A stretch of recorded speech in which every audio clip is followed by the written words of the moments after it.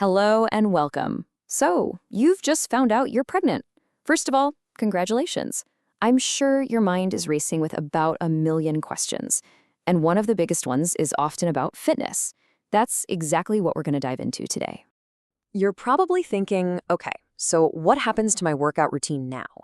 It's a question that can bring up a lot of feelings, maybe some excitement, maybe a little bit of anxiety. Well, today we are going to cut right through all the noise and give you some clear, fact-based answers that you can actually trust. So let's start with some really reassuring news, shall we? For a lot of people, that first trimester is all about consistency, not about making huge, massive changes to your fitness routine. And hey, that's not just me saying it. This is a sentiment you'll hear from prenatal experts all over the place. The key takeaway here is that for most of you, you can just keep on moving your body in ways that feel good, which is just fantastic news, right? So why is that? Well, in those first 12 weeks, your baby is still quite small and your uterus hasn't really expanded much above the pubic bone yet. This actually makes it the perfect time to maintain your strength. Plus, keeping a routine can be such a powerful mental anchor when it feels like everything else is changing. Okay, so what are the modern guidelines for exercising during pregnancy? Because let me tell you, the old advice of just putting your feet up is long gone. Let's take a look at the science-backed approach we use today. And what's absolutely incredible is the powerful consensus we see here. You've got the American College of Obstetricians and Gynecologists, the NHS in the UK, the CDC here in the US. They all land on the exact same magic number, 150 minutes of moderate intensity activity every week. This unified front from major health bodies is a huge shift. It basically frames exercise not just as something that's safe, but as an essential part of a healthy pregnancy. So what do you get for those 150 minutes? Well, the benefits are huge, and they affect both your physical and your mental well-being. Yeah, we're talking about reducing all those common discomforts for sure, but we're also talking about improving your mood, sleeping better, and building the endurance you'll be so grateful for when it's time for labor. And this is a big but. Business as usual does not mean business without awareness. Your body's already undergoing these incredible changes.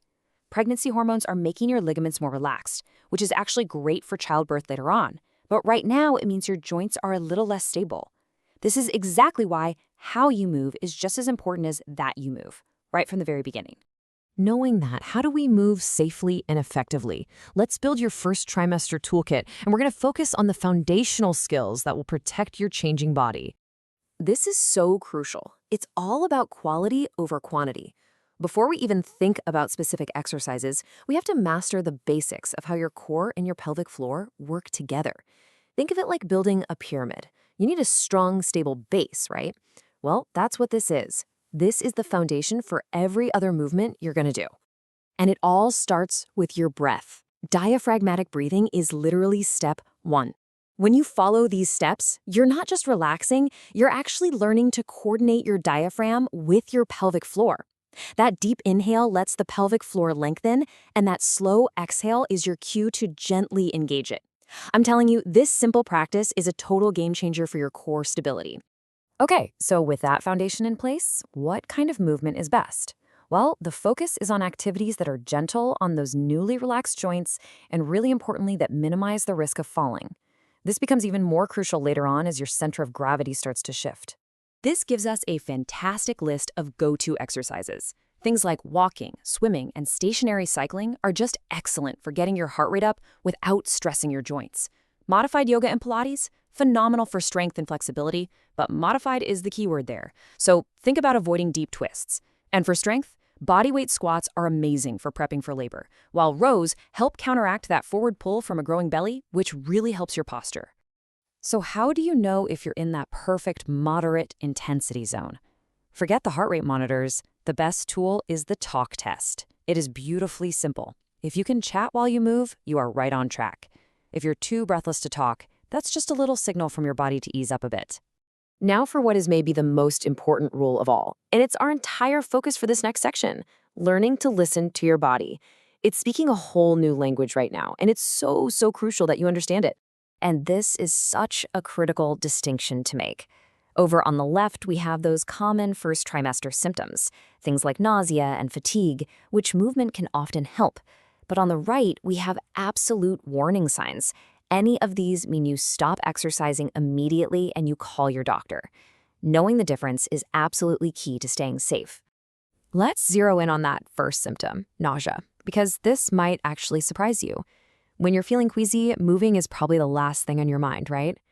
But believe it or not, research actually shows that gentle exercise can be one of the most effective remedies for morning sickness. How on earth does this work? Well, it's not magic. It's biochemistry. Exercise releases endorphins. Those are your natural mood elevators that can help fight that queasy feeling. It also helps stabilize your blood sugar, which is a big trigger for nausea, and it helps keep your digestive system moving along. I really want to reinforce these crucial warning signs from ACOG one more time, because your safety is absolutely paramount. These are non-negotiable. If you experience any of these, it's time to stop, rest, and contact your healthcare provider right away. Okay, let's bring this all together. The first trimester isn't just some waiting period, it's a proactive opportunity. It's a chance to build a resilient foundation for the entire journey ahead of you. Ultimately, it really just comes down to this. Think of this time as laying the groundwork. You are building the foundation for a stronger, more comfortable pregnancy. It's all about preparation and empowerment. Every walk, every squat, every deep breath you take right now is an investment. You're building the physical strength that's going to support your changing body, and you're setting the stage for a smoother postpartum recovery. But it's also a mental investment.